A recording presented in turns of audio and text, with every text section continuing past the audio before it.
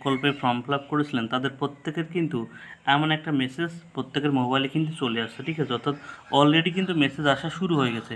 যদি আপনি লক্ষ্মীর ভাণ্ডারের ফর্ম ফিল আপটা ঠিকঠাক করেন, তার সঙ্গে ডকুমেন্টস ঠিকঠাক দিয়ে থাকেন, তাহলে কিন্তু আপনার এরকম একটা মেসেজ আপনার মোবাইলে আসবে, লিখে থাকবে ইউর লক্ষ্মীর ভাণ্ডার application is receive with application ID. এখানে কিন্তু একটা অ্যাপ্লিকেশন আইডি লেখা আছে, লক্ষ্মীর ভাণ্ডার গভর্নমেন্ট অফ ওয়েস্ট বেঙ্গল। অর্থাৎ এই মেসেজটা আসা মানেই আপনি কিন্তু লক্ষ্মীর ভাণ্ডারের আওতায় আপনার নামটা নথিভুক্ত হয়ে গেছে, ঠিক আছে।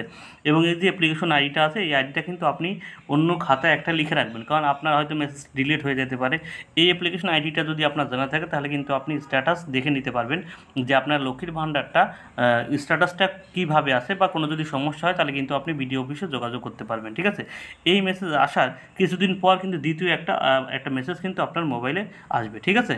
অর্থাৎ প্রথম মেসেজ আসার 10 থেকে 12 দিনের মধ্যে কিন্তু সেকেন্ড মেসেজ, অর্থাৎ সেকেন্ড মেসেজ দেখতে পাচ্ছেন এইরকম একটা মেসেজ কিন্তু আপনার মোবাইলে আবার আসবে, লেখা আছে লক্ষ্মীর ভাণ্ডার অ্যাপ্লিকেশন উইথ অ্যাপ্লিকেশন আইডি। অর্থাৎ প্রথম যে আইডিটা দিয়েছিল সেই আইডিটা থাকবে, তারপরে লেখা আছে has been sanction with beneficiary ID. অর্থাৎ বেনিফিশিয়ারি নামে একটা আইডি আপনার মোবাইলে আসবে।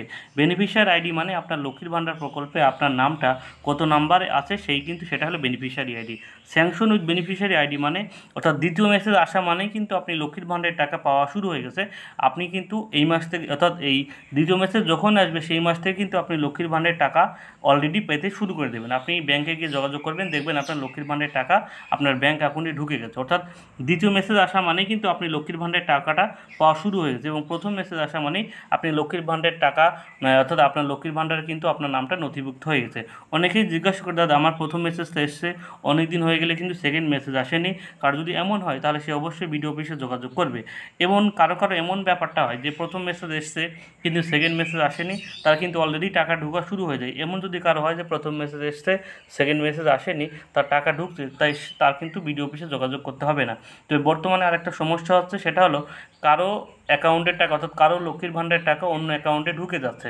কারো যদি এই সমস্যায় পড়েন, তো সে অবশ্যই বিডিও অফিসে অতি সত্বর যোগাযোগ করুন।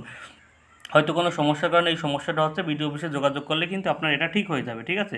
এই ছিল আজকের আপডেট। অবশ্যই ভিডিওটি ভালো লাগলে একটা লাইক করেন, শেয়ার করবেন, এবং আমার চ্যানেলে এরকম নতুন নতুন আপডেট পাওয়ার জন্য অবশ্যই চ্যানেলকে সাবস্ক্রাইব করে রাখবেন। সবার জন্য ধন্যবাদ, সবার জন্য শুভকামনা রইল।